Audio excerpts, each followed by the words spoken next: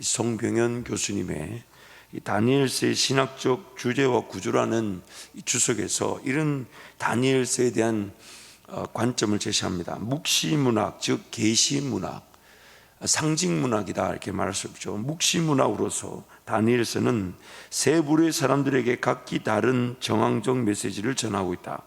첫째 부류가 누구냐면 이 세상에서 착취와 박해를 당하거나 소외된 사람들에게 전하는 메시지가 있다. 저자는 이들이 지금 이 순간 당하고 있는 고통과 아픈 현실과는 전혀 다른 세상이 있음을 선포한다.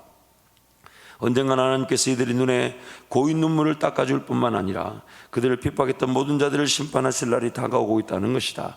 즉 묵시문학은 혹독한 현실 때문에 괴로워하는 자들에게 위로와 소망으로 다가온다. 결코 포기하지 말라. 언젠가는 모든 것이 올바른 판결을 받게 될 것이다. 비단 우리의 죄로 말미암아 피할 수 없는 심판이랄지라도 하나님께서는 그 뒤에 회복의 시간들, 또한 하나님의 은혜의 시간들을 준비해두고 계신다는 겁니다. 그래서 지금 소외당하고 핍박과 박해를 당하며 어려움을 당하고 있는 그런 하나님의 백성들아, 하나님께서 반드시 그날에 회복시켜 주실 것이다. 이렇게 다니엘서의 묵시문학, 계시문학을 통해 꿈과 환상을 통해 말씀하신다는 겁니다. 또한 둘째 부류의 사람들은 남을 착취하거나 박해하는 사람들에게 메시지를 선포한다. 그들의 악한 행동이 직접적으로 또는 간접적으로 하나님의 정의와 공의에 위배되며 그들의 불의는 분명히 심판을 받게 됨을 경고하고 있다. 그러므로 묵시문학은 이 세상이 마치 삶의 모든 실체인 양 착각하고 남에게 고통을 주고 아프게 하는 자들에게 미래에 다가올 심판을 생각하며 악을 버리고 선을 행하라고 권면하는 것이다. 너희의 모든 행위가 도마 위에 오를 날이 다가오고 있다. 즉 이 묵시 계시나 문학이란 말은 예언이라는 말씀이죠. 무엇이 예언되었냐? 핍박과 고통과 압제를 당하는 들에게는 소망을 가지라, 희망을 가지라라고 말하고, 그러나 지금 핍박하고 박해하고 압제한 자들에게는 너희들의 행위가 반드시 심판을 받을 것이다.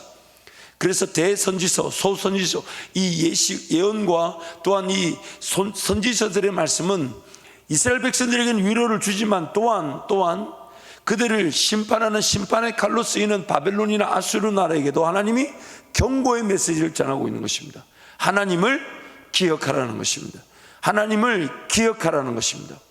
세 번째 부류는 신앙이 흔들리는 사람들에게 권면한다. 세상에서 말하는 순리 기준과 하나님의 순리 기준을 혼돈하지 말라고 경고하고 있다.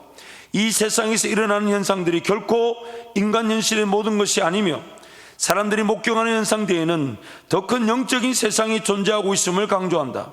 뿐만 아니라 영적인 세상에서 일어나는 모든 일들이 이 세상에서 일어나는 일들에 직접적인 영향을 미치고 있음을 역설함으로써 세계관이 새로이 정리하라고 경고하고 있다. 끝까지 의와 공평과 신실함을 기뻐하시는 하나님의 가치관에 맞춰 살아가라. 그가 너희들의 삶을 통하여 세상을 이기기를 원하노라. 하나님의 백성들에게 하나님 말씀하신다는 것이죠. 저는 이 세 부류의 사람들, 핍박과 박해 중에 소외당하고 어려움을 당하고 있는 사람들에게는 소망과 위로, 또한 박해와 압제하는 이들에게는 하나님 앞에서 그 모든 것이 드러날 것이기 때문에 하나님의 심판을 두려워하라. 또한 신앙이 흔들리고 있는 사람들, 예를 들면 우리가 하나님의 백성인데 왜 하나님의 땅에서 쫓겨나 이 땅에서 포로 생활하는가? 나는 하나님의 사람인데 왜 이런 어려움을 겪는가? 그들에게도 하나님 분명한 말씀, 즉 하나님의 법과 순리, 기준을 떠나지 말고 하나님과 동행하라는 것입니다.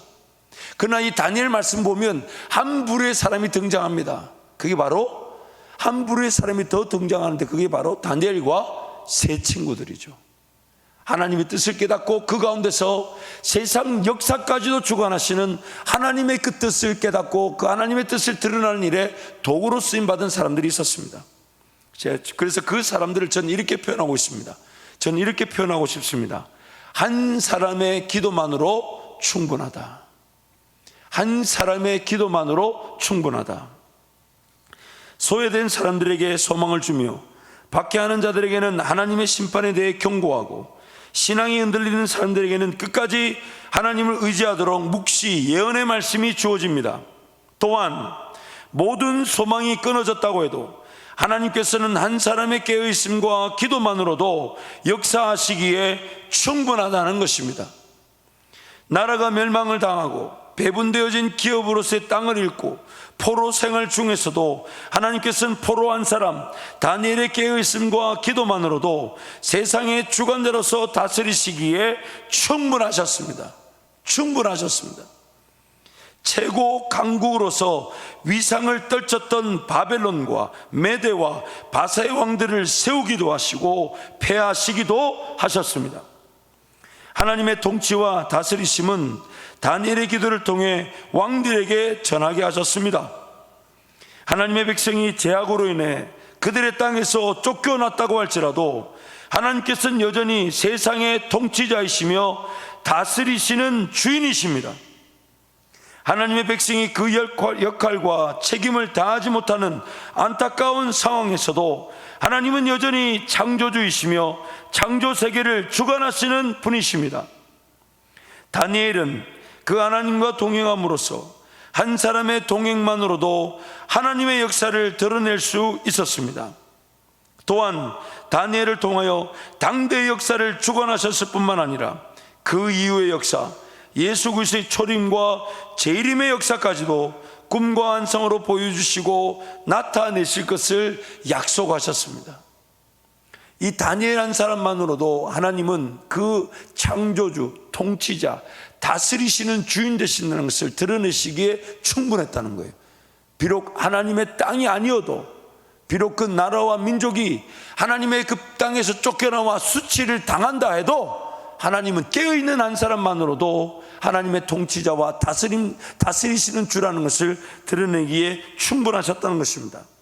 그래서 이 다니엘의 기도를 좀 엿보자면요, 다니엘의 기도를 엿보자면 6장 17 말씀 보면 예루살렘을 향한 창문을 열고 전에 하던 대로 하루 3번씩 규칙적인 습관의 기도였다는 것입니다.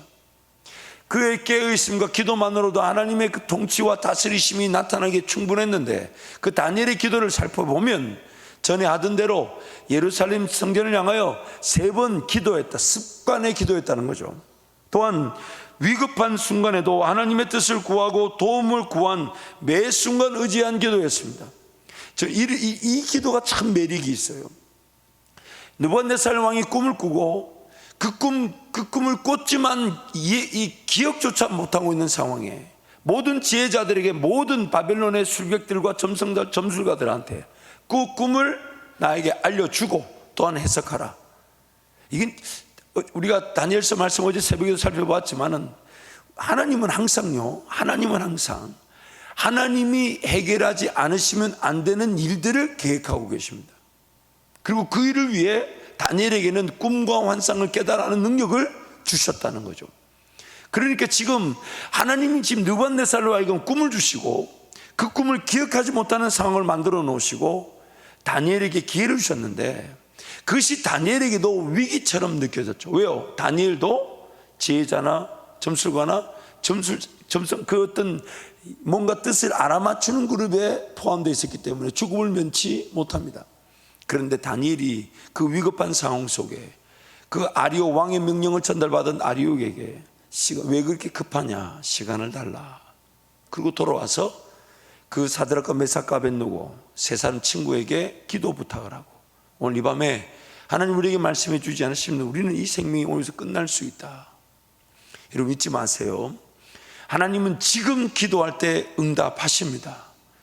지금 기도해도 하나님은 분명히 깨닫게 하실 수 있고, 지금 기도해도 하나님 말씀하실 수 있으십니다. 그래서 다니엘 그날 밤에 기도했을 때 하나님 그날 밤에 그 꿈을 깨닫게 하시고 그것을 해석하게 도와주셨다는 거예요. 또한 중보기도, 즉 동력자들과 함께 은혜를 구할 줄 아는 기도였습니다. 그 친구들에게 기도 부탁을 하고 우리 함께 기도하자. 또 오늘 9장 말씀 보면 기록된 하나님의 말씀을 붙들고 말씀대로 은혜를 간구했습니다. 또 응답을 듣기 위해 금식하며 간구했습니다. 그래서 오늘 9장 말씀을 통해서 이 두 부분을 좀 더 살펴보고자 하는데요, 다니엘의 기도는 응답될 수밖에 없었던 기도였습니다. 그 근거가 무엇이냐? 예레미야서를 읽고 하나님의 심판의 이유와 심판 이후 회복의 때에 대해 깨닫게 되었습니다. 9장 오늘 2절 말씀 우리 세 번역으로 함께 읽겠습니다. 곧 그가 통치한 첫 해에 나 다니엘은 거룩한 책들을 공부하면서 주께서 예레미야 예언자에게 하신 말씀 곧 예루살렘이 70년 동안 황폐한 상태로 있을 것을 생각하여 보았다. 하나님의 기록된 말씀, 그 예레미야서를 통해 70년 심판 기간에 대해 말씀, 그 말씀을 다니엘이 깨달았다는 거예요. 예레미야서 말씀을 통해요. 여러분, 우리가 잘 아는 대로요, 하나님의 그 율법의 말씀들이 언제 상실되었는지는 아무도 모릅니다. 아무도 모릅니다. 모세 오경, 또 예레미야가 이 심판의 내용을 기록한 이 말씀들이 이 백성들에겐 주어졌지만은 그 법궤라 그러죠. 법궤 안에 들었던 그 모세 오경의 말씀이 언제 사라졌는지 아무도 모릅니다. 한번 그 이스라엘 왕치 때 그런 헌금궤 안에 던져져 있던 걸 발견한 적이 있었어요. 너무 안타까운 일이죠. 여러분, 법궤 안에 그런 아론의 쌍난 지팡이, 그리고 만나 항아리, 그리고 돌판에, 두 돌판에 기록된 말씀, 그리고 그 모세 율법에 그 기록된 말씀이 보관되어져 있었는데, 이스라엘 백성들이 하나님의 말씀을 떠나 소중히 여기지 않고 하나님을 얼마나 저버렸던지 간에 그 법궤 자체가 사라져 버렸죠. 재밌는 것은 그 역사를 아무리 둘러봐도 언제 어떻게 법궤가 사라졌는지를 아무도 모른다는 겁니다. 그만큼 우리가 하나님 말씀을 저버리기를 좋아한다는 거예요. 여러분, 한번 생각해 보세요. 그 법궤 안에 지팡이에 그 아론의 싹이 열매까지 맺혀졌잖아요. 그걸 어떻게 잃어버릴 수 있을까요? 만나 항아리, 만나가 담겨져 있는데 그게 썩지도 않고 그 법궤 안에 담겨져 있었다잖아요. 그만큼 우리가 하나님의 그러니까 여러분, 아무리 큰 기적이 임해도 성령 하나님을 통해 말씀을 깨닫는 이 은혜가 아니면 그 기적들은 아무것도 아닙니다. 아무것도 아니에요. 어떻게 그 법궤를 잃어버릴 수 있을까요? 그래서 이 역사가들이, 고고학자들이 그 법궤를 찾는다고, 그래서 영화도 많이 만들어졌잖아요. 옛날에 제가 제목이 인디아나 존스라는 그 영화 시리즈가 있었던 것 같은데, 거기도 보면 법궤를 찾아서 실질적으로 지금 수많은 고고학자들이 이 법궤를 찾는 일에 혈안이 되어 있습니다. 성경이 분명히 기록하고 있으며 그 법궤가 언제 어떻게 사라졌는지 아무도 몰라요. 그만큼 하나님 말씀이 무시되고 있어요. 근데 그 예레미야가 기록한 그 말씀을 다니엘이 그것을 붙들고 그 말씀을 묵상하면서 하나님께서 예레미야 선지자를 통해 70년이라는 그 회복의 기간을 예언해 두셨다는 걸 깨닫고 그 말씀을 붙들고 기도했다는 겁니다. 응답이 될까요? 안 될까요? 응답이 돼야 되겠습니까? 안 돼야 되겠습니까? 하나님께서 약속하신 말씀을 이해하고 깨달아 그 약속하신 말씀대로 이루어질 것을 다니엘이 기도했던 겁니다. 하나님이 약속하신 말씀을 이해하고 깨달아서 그 약속하신 말씀을 붙들고 기도함으로 그 기도는 응답되지 않을 수가 단지 인생 앞에 나타나는 문제 수준이 아니었어요. 내가 뭔가 필요한 것들, 원하는 것들 이런 구하는 수준이 아니었어요. 하나님 나라를 보았던 거예요. 하나님 약속하신 말씀에 따라 일하심을 보았던 겁니다. 그의 삶이 어디에 붙들려 있는가가 그 기도에 분명히 나타난 거예요. 기록된 성경 말씀을 통해 하나님의 역사를 깨닫고 이해하게 되어 그 말씀대로 기도함으로 다니엘의 기도는 오히려 그의 삶의 지경이 넓어지게 된 것입니다. 그렇구나. 70년이라는 기간이 약속되어 있었구나. 그래서 그때부터 그 말씀을 붙들고 기도했다는 거예요. 열왕기상 8장 46절에서 51절 말씀 보면 유명한 솔로몬의 기도가 있죠. 우리 함께 선포하겠습니다. 범죄하지 아니하는 사람이 없사오니 그들이 주께 범죄함으로 주께서 그들에게 진노하사 그들을 적국에게 넘기심에 적국이 그들을 사로잡아 원근을 막론하고 적국의 땅으로 끌려간 후에 그들이 사로잡혀 간 땅에서 스스로 깨닫고 그 사로잡은 자의 땅에서 돌이켜 주께 간구하기를 우리가 범죄하여 반역을 행하며 악을 지었나이다 하며 자기를 사로잡아간 적국의 땅에서 온 마음과 온 뜻으로 주께 돌아와서 주께서 그들의 조상들에게 주신 땅 곧 주께서 택하신 성읍과 내가 주의 이름을 위하여 건축한 성전 있는 쪽을 향하여 주께 기도하거든 주는 계신 곳 하늘에서 그들의 기도와 간구를 들으시고 그들의 일을 돌보아 보시오며 주께 범죄한 백성을 용서하시며 주께 범한 그 모든 허물을 사하시고 그들을 사로잡아간 자 앞에서 그들을 불쌍히 여김을 얻게 하사 그 사람들로 그들을 불쌍히 여기게 하옵소서. 그들은 주께서 철 풀무 같은 애굽에서 인도하여 내신 주의 백성 주의 소유가 됨이니이다. 분명히 솔로몬의 기도에도 성전을 봉헌하면서 드렸던 그 기도, 그들이 어떤 전염병이 있어서 주의 성전을 향하여 기도하면 하나님 그 기도를 들어주시고, 하나님 적국의 침략을 당할 때에 주의 성전을 향하여 기도하면 그 적국의 침략에서 막아주시되, 그러나 기에 그들이 하나님의 땅에서 하나님을 불순종함으로 포로로 끌려가 다른 나라에서조차 기도하면 하나님은 그 기도를 들어주셔서 그들을 구원해 달라. 그리고 그 기도가 지금 다니엘과 그 친구들을 통해 성경이 증언하고 있는 것입니다. 하나님의 말씀을 붙들고 기도하는 자들이 각 시대마다 있었다는 거예요. 또한 베드로전서 1장 10절에 11절 말씀 함께 선포하겠습니다. 이 구원에 대하여는 너에게 임할 은혜를 예언하던 선지자들이 연구하고 부지런히 살펴서 자기 속에 계신 그리스도의 영이 그 받으실 고난과 후에 받으실 영광을 미리 증언하여 누구를 또한 어떠한 때를 지시하시는지 상고하니라. 각 시대마다 하나님은 하나님의 약속의 말씀을 붙들고 그것을 묵상하고 그것을 연구하고 부지런히 살펴서 그 말씀을 통해 예수 그리스도를 통한 그 역사들, 예수 그리스도를 통한 구원의 은혜들을 상고하는 자들, 각 시대마다 그런 자들이 있어서 하나님 그들을 통해 하나님의 뜻들이 깨달아지게 하시고 하나님의 일들이 기도되어지게 하셔서 그것이 하나님의 때의 역사로 나타나더라는 것입니다. 또한 이 다니엘의 기도는 응답될 수밖에 없었던 것이 응답을 듣기 위해 오로지 기도에만 전념했다는 것입니다. 오로지 기도에만. 다니엘서 9장 3절 말씀 함께 선포합니다. 응답을 드리려고 나는 금식을 하면서 베옷을 걸치고 재를 깔고 앉아서 하나님께 기도를 드리면서 간구하였다. 세 번역에 이렇게 얘기해요. 응답을 드리려고. 응답을 듣기 위해 금식을 하고 베옷을 걸치고 재를 깔고 앉았다는 것은 하나님의 응답을 듣기 위해 다른 모든 것들을 포기하고 오로지 기도 응답에만 집중했다는 겁니다. 삶의 다른 것들이 중요하지 않았다는 거예요. 금식을 하고 베옷을 입고 재를 깔고 그 위에 앉아가지고 회개하면서 하나님의 그 응답 앞에 모든 삶을 다 걸었다는 겁니다. 하나님 말씀해 주지 않으시면 그냥 살아가는 삶 자체가 의미가 없는 거예요. 그러니 하나님께서 응답하지 않을 수가 없었던 겁니다. 마음과 정성과 뜻과 힘과 목숨을 다하여 하나님의 뜻을 깨닫고 그 뜻대로 간구하였던, 응답을 받을 수밖에 없었던 기도였습니다. 무엇보다도 여러분, 우리가 잘 알아야 될 것이 다니엘의 기도가 응답을 받을 수밖에 없었던 그 분명한 자세가 있긴 했지만, 무엇보다도 우리 하나님은 항상 응답해 주시기를 기뻐하신다는 거예요. 나보다 더 내 기도에 응답하기를 어떻게든 알려주기를 원한다는 겁니다. 다니엘서 9장 20절 23절 말씀 함께 선포합니다.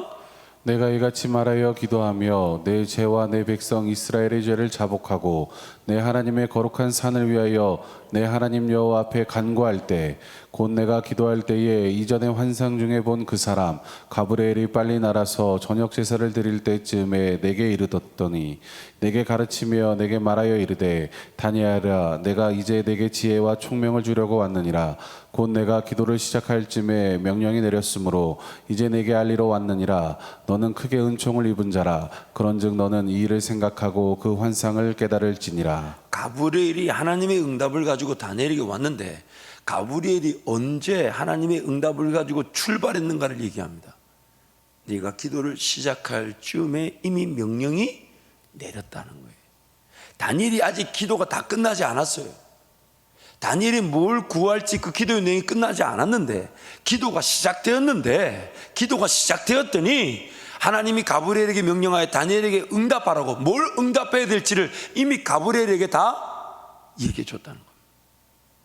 여러분, 하나님은 지금 우리가 뭘 기도해야 될지를 이미 우리보다 더 잘 알고 계시죠. 왜냐하면 우리의 기도가 하나님의 뜻에 부합된 기도, 즉 하나님의 뜻을 따라 깨닫는 기도. 그래서 하나님은 이미 그 기도가 어떻게 응답돼야 될지를 다 알고 계십니다. 아니, 정확하게 얘기해 볼까요? 내가 기도할 내용을 하나님이 이미 다 알고 계십니다. 내가 지금 오늘 이 새벽에 내가 기도할 내용이 어떤 기도가 기도되어질지 하나님은 다 그 모든 기도의 내용의 가능성을 다 알고 계십니다. 그리고 그 기도에 응답하시기 위해 기도가 아직 끝나지도 않았는데 기도가 시작할 즈음에 가브리엘을 보내서 그 기도에 하나님이 응답하도록 명령을 내리셨다는 겁니다. 하나님 우리보다 더 우리의 기도에 응답하기를 원하십니다. 그래서 여러분, 우리 기도가 얼마나 귀한지 몰라요. 왜냐하면 이 기도야말로 나는 죽고 예수만이 산다는 고백이에요. 세상 방식으로 살지 않고 하나님 방식으로 살겠다는 겁니다. 이 새벽을 깨우는 이유가 뭡니까? 삶의 제일 우선순위가 나에게 있지 않고 내 능력에 있지 않고 하나님께 있다는 걸 고백하는 거예요. 그래서 이 기도가 하나님은 늘 우리에게 말씀하시고 응답하기 원하시는 기쁨의 요소가 되는 것입니다. 하나님께서는 우리의 간절함보다 더욱 간절히 우리의 기도를 원하십니다. 다시 한번 강조해 볼까요? 창조했을 때부터 죄로 말미암아 타락한 구약 이스라엘 백성 때에도, 그리고 지금 예수님 시대에도, 또 심지어 예수님이 이 땅에 몸으로 입고 사셨던 그때에도, 그리고 예수님 이후에 성령 시대, 교회 시대, 은혜 시대, 그리고 예수님이 다시 오시는 그날까지 하나님과 자기 백성들의 관계에서 변하지 않은 소통의 방법은 기도밖에 없습니다. 기도밖에 없습니다. 하나님께서 그 기록된 말씀을 사실 창조하셨을 때 주시지 않았어요. 왜냐하면 그때는 죄가 없던 시절에는 하나님과 자기 백성들 간에 걸리는 게 없었어요. 장애물이 없었어요. 세상을 완벽하게 지으셨던 그때, 부시게 좋았던 그때는 기록된 말씀이 필요가 없었습니다. 하나님과 자기 백성들 간의 모든 시대를 초월해서 심지어 우리가 천국 가는 그날에도, 천국에서도 하나님과 자기 백성들 간의 소통의 방법은 기도입니다. 기도. 그래서 오늘 우리가 구원을 받은 것은 하나님의 백성들이 하나님 앞에 기도할 수 있도록 우리를 회복시켜 주신 거예요. 예수 이름 의지해서 언제든지 하나님께 달려나가 하나님을 나의 하나님으로 고백할 수 있는 것. 하나님께서는 어떻게 해서든 기도에 응답하기 위해 전심을 다하십니다. 하나님께서는 기도하는 이들의 삶을 책임져 주실 뿐만 아니라 세상 역사의 주관자로서 오는 시대에 하나님의 역사를 미리 알려주시고 들려주고 싶어 하십니다. 단순히 다시 한번 말씀드리지만 내 인생의 문제, 어려움, 여러분, 우리는 문제와 어려움을 해결하기 위해 이 땅에 태어난 자들이 아니에요. 하나님과 동행하며 하나님 나라를 세우기 위해, 물론 하나님 나라를 세우는 일에 걸림돌처럼 문제처럼 어려움처럼 보이는 일들이 있을 수 있겠죠. 그러나 내 삶의 문제, 어려움 그 정도 해결하기 위해 살아간 자들이 아닙니다. 하나님 나라를 세우기 위해, 하나님의 통치와 다스리심을 이 땅에 드러내기 위해 지음을 받았고 재창조받은 사람들이에요. 창세기 50장 24절 25절 말씀 함께 선포하겠습니다. 요셉이 그의 형제들에게 이르되 나는 죽을 것이나 하나님이 당신들을 돌보시고 당신들을 이 땅에서 인도하여 내사 아브라함과 이삭과 야곱에게 맹세하신 땅에 이르게 하시리라 하고, 요셉이 또 이스라엘 자손에게 맹세시켜 이르기를 하나님이 반드시 당신들을 돌보시리니 당신들은 여기서 내 해골을 메고 올라가겠다 하라 하였더라. 요셉이 무엇을 받냐? 애굽 땅에서 영원히 사는 것이 아니라 성경에 기록된 대로 450년 이후에 그 백성들 하나님 돌보셨어요. 그 돌본다는 말을 두 번을 반복하고 있잖아요. 그 이스라엘 백성들을 돌보셔서 약속의 땅으로 그들을 데리고 갈 거라는, 약 500년 이후의 그 일을 하나님 요셉이 깨달은 거예요. 깨달은 거예요. 또한 요한복음 8장 56절 말씀, 예수님이 이렇게 얘기하십니다. 함께 선포할까요? 너희 조상 아브라함은 나의 때를 볼 것을 즐거워하다가 보고 기뻐하였느니라. 예수님의 때, 물론 그 구체적인 사건일 수도 있겠지만 아브라함의 삶의 궁극적인 하나님의 그 내용을 소개하는 겁니다. 그가 하나님과 함께 동행하며 아브라함이 보았던 것은 이 땅의 삶이 아니라 예수 그리스도를 통한 진정한 구원의 때, 하나님이 되시는 그때를 보기를 원했고 또한 보고 즐거워했다. 하나님께서는 하나님을 사랑하고 의지하는 자들에게 무엇이든지 들려주고 싶어 하시며 알리시기를 원하시며 나타내기를 원하십니다. 하나님은 숨기기를 원하지 않으십니다. 그래서 창세기 18장 17절 19절에 아브라함에게 이렇게 얘기하셨죠. 함께 갑니다. 여호와께서 이르시되 내가 하려는 것을 아브라함에게 숨기겠느냐. 아브라함은 강대한 나라가 되고 천하 만민은 그로 말미암아 복을 받게 될 것이 아니냐. 내가 그로 그 자식과 권속에 명하여 여호와의 도를 지켜 의와 공도를 행하게 하려고 그를 택하였나니 이는 나 여호와가 아브라함에게 대하여 말하는 일을 이루려 함이니라. 그래서 하나님이 소돔과 고모라의 죄악에 대해서 심판에 대해 아브라함에게 얘기해 주었고, 아브라함은 그것을 듣고 50인이면 어떻습니까? 의인 45인이 있으면 어떻습니까? 의인 40명이 있으면 어떻습니까? 결국 아브라함의 중보기도로 조카 롯이 구원을 받았습니다. 아모스 3장 7절 말씀 우리 함께 선포하겠습니다. 주 여호와께서는 자기의 비밀을 그 종 선지자들에게 보이지 아니하시고는 결코 행하심이 없으시리라. 하나님의 모든 역사가 자기 백성들 선지자들에게 말씀하지 아니하시고는, 그리고 선지자들의 임무는 뭡니까? 들은 것을 백성들에게 전하는 거였죠. 즉 하나님은 자기 백성들에게 그 일을 말씀하시지 않고는 행하신 적이 없다는 겁니다. 비대면으로 영상을 드리는 성도들도 고개를 끄덕이고 계실 줄 아는데, 하물며 현장에 몇 명 되지도 않는 여러분이 고개도 안 끄덕이시는 것은 뭐 이렇게 불편하십니까? 여러분 동의라도 좀 해주시고. 감격이지 않아요? 내 삶에 하나님이 나에게 말씀하지 않고서는 내 삶의 그 역사를 나타내지 않으신다.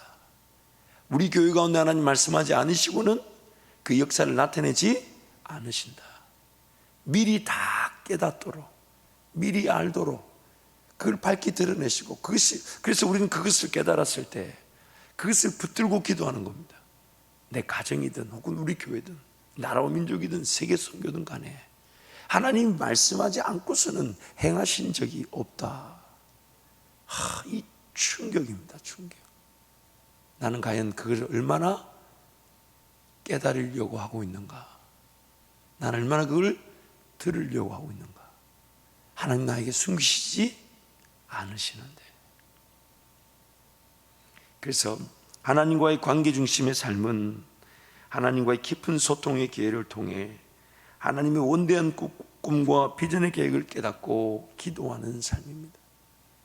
그래서 시편 말씀, 내 입을 크게 열라 내가 채운다 할 때에 그것은 육신의 양식을 얘기한 게 아니라 하나님의 비밀과 꿈과 계획이 채워져 우리 입에서 그것이 도리어 선포되게 하시는 것이죠. 고린도전서 2장 7절 10절 말씀 함께 선포하겠습니다.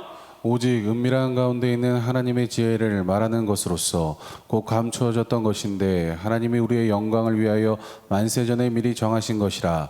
이 지혜는 이 세대의 통치자들이 한 사람도 알지 못하였나니 만일 알았더라면 영광의 주를 십자가에 못 박지 아니하였느니라. 기록된 바 하나님이 자기를 사랑하는 자들을 위하여 예배하신 모든 것은 눈으로 보지 못하고 귀로 듣지 못하고 사람의 마음으로 생각하지도 못하였다 함과 같으니라. 오직 하나님의 성령으로 이것을 우리에게 보이셨으니 성령은 모든 것 곧 하나님의 깊은 것까지도 통달하시느니라. 우리 인간적인 이런 오감이나 우리의 마음으로는 감히 하나님의 뜻을 깨달을 수가 없어요. 그러나 하나님 그것을 깨달을 수 없는 것을 깨닫도록 하기 위해 하나님의 깊은 것까지도 통달하시는, 모르시는 것이 없는 성령 하나님으로 우리와 함께 하심으로 그분이 우리에게 모든 걸 보이신다는 겁니다. 그래서 예수님 요한복음 14장 26절에 이렇게 얘기하셨죠. 보혜사 곧 아버지께서 내 이름으로 보내실 성령, 그가 너희에게 모든 것을 가르치시고 너희에게, 예수님이 우리에게 말씀하신 모든 것을 생각나게 하신다는 거예요. 하나님은 지금 이걸 드러내기를 원하시는, 이걸. 그래서 내 삶이 그걸 볼 때, 삶의 진정한 사명의 길, 예수 그리스도의 십자가 지고 주님 나라 영광의 길을 걸어가는 것입니다. 단순히 내 삶 자체가 뭔가 일이 좀 잘 되고 내가 좀 더 형통하여 그걸로 영광을 돌린다, 지극히 마땅합니다. 그러나 그거는 최소한에 불과합니다. 그러한 어떤 내 감당할 일은, 내 삶의 수준의 일은, 내 잘 되는 것은 최소한에 불과합니다. 하나님은 기도하는 사람들을 찾고 계시고 그 기도하는 자들을 통해 하나님의 모든 걸 드러내시고 기도되어지게 하여 주셔서 그 드러내신 기도되어진 것들이 이루어지게 하실 때에 나라와 민족을 살려내시고 하나님의 놀라운 일들을 예언되어진 대로 나타내길 원하신다는 것입니다. 다니엘이 그걸 보고, 그래서 여러분 1장부터 다니엘 1장부터 6장까지는 다니엘이 그간 하나님과의 동행을 통해 그가 어떻게 세움을 받는가, 그가 하나님과 어떤 소통을 통해 어떤 관계를 통해 그 하나님과의 관계가 숨겨져 있을 수 없고 포로로 끌려간 그 포로가 세상 나라와 세상 민족들 가운데 하나님이 쓰시는 종으로 하나님이 그를 세우셔서 모든 세상 역사를 주관하시는 다니엘, 그가 어떻게 세움을 받는가가 기록되어 있다면 7장부터 나머지 반 12장은 그가 하나님께 얼마나 기쁜 것을 들었으며, 그리고 그 기쁜 것이 얼마나 기뻤냐면 이 땅에 오실 메시아, 그리고 메시아 이후의 재림의 사건, 즉 이 땅의 모든 것을 완전히 무너뜨리시며 하나님의 나라만이 서게 될 것을 다니엘은 들었다는 것입니다. 보았다는 것입니다. 깨달았다는 것입니다. 하나님은 지금 모든 걸 우리에게 알려주고 싶어 하시는데 우리는 자꾸만 땅만 보고 내 삶만 보고 내가 할 수 있는 것만, 내가 원하는 것만, 지금 내 일터, 내가 물론 중요합니다, 해야 됩니다. 그러나 하나님 그 모든 것들이 내가 하나님의 백성이라고 세움을 받을 기회가 되게 하시겠지만 하나님의 궁극적인 목적은 하나님 그분의 깊은 것, 그 마음, 말씀하지 않고서는 일하신 적이 없는, 역사를 나타낸 적이 없는 그 말씀을 들려주고 그 말씀을 깨달아주고, 그래서 그 요셉이, 그 아브라함이, 그 수많은 선지자들이 그 하나님 말씀을 깊이 묵상하고 상고하고 깨달음으로 연구함으로 하나님 나라를 보고 기도하며 하나님께 외쳐 기도했던 그 기도를 우리의 기도가 되게 하신다는 것입니다. 이제 동서와 함께 기도하겠습니다.